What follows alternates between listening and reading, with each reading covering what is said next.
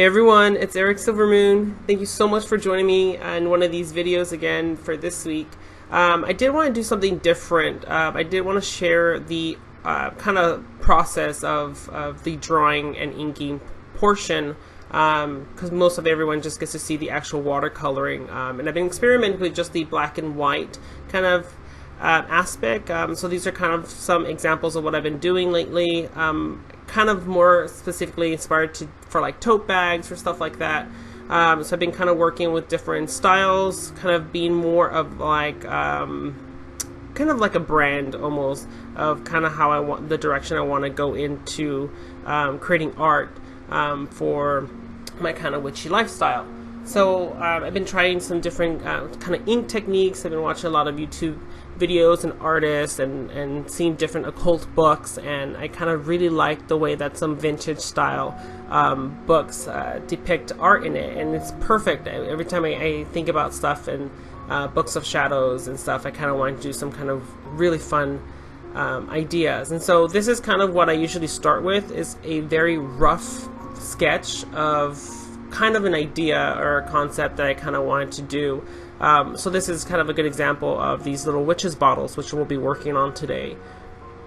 And so I also have some kind of like a reference. I usually use something that I have nearby that kind of either inspired the idea, just to give me like a reference in terms of the shape, the height, and I also use like a kind of like a ruler or some kind of straight line to help me stay in the center. And I'm also going to be using a pink, well, it's actually a rose color Prismacolor erasable color pencil. The thing with these is that if you press too hard or if you make a lot of mistakes, it does end up staining the paper when you're working on watercolor paper. And normally, I suggest if you're just going to be doing like black and white pieces, not going to add any color, just doing inking, then get that kind of specific paper. I wouldn't recommend just doing it on a watercolor, because you can't make too many mistakes on watercolored paper. It starts to fall apart, and it starts to actually become permanent, and so all your mistakes really show. That's one of the things that I learned the hard way, and it's something you definitely can't go back, especially when you're have a piece and you're working on a really long time and there's just a mistake that you can't get rid of it. So I definitely recommend making sure you get the right kind of paper for the job. And so right now I am actually working on watercolor paper, because I eventually do want to add color to it. But right now I'm doing a new thing where I want to just create the inking part and kind of scan it as a black and white file before I add color, because I would love to have enough of these to either release like a coloring book eventually of just different art pieces, or I could always add color digitally for different things, or maybe even use them as transparent pieces for stickers. So I'm kind of figuring out where this could actually take me in terms of possibly even a business or just like a creative outlet, and some BOS stuff. So I really enjoying the process.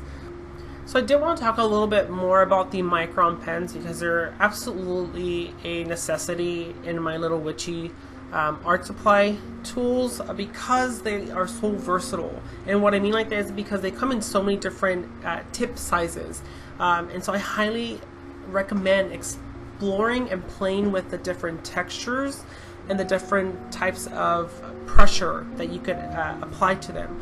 So don't be afraid to kind of put your weight behind the ink and playing with it, because you end up finding out some really fun textures and different things by that. And for me, I have a lot of anxiety about damaging stuff. I take really good care of my things, and so I had a really hard time being rough with the pens, because even though they're not very expensive, it's just my personality. I don't like ruining things. And so, but with these, it became such a cool experiment, because if you press really hard, you get these amazing thick lines, and we press really lightly, you get this very faint texture to it, almost like I don't know how to describe it, you just have to kind of do it, but it becomes very interesting, and having that in like either a journal or something as a reference guide with the different tip sizes and what the experiment looked like was really fun. And so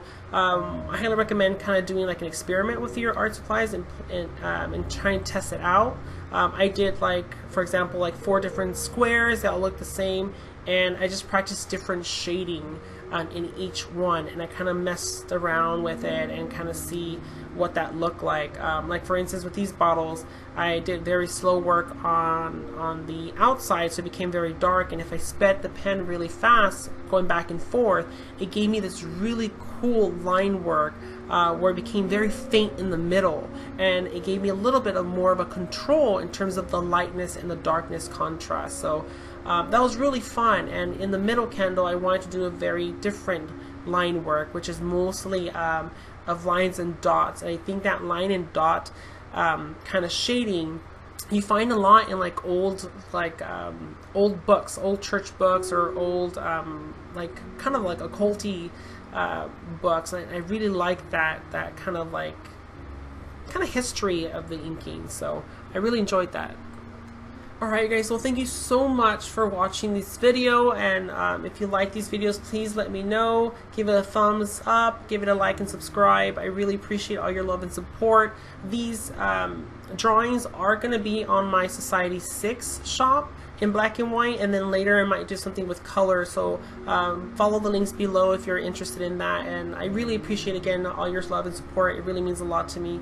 So until the next video, you guys, blessed be.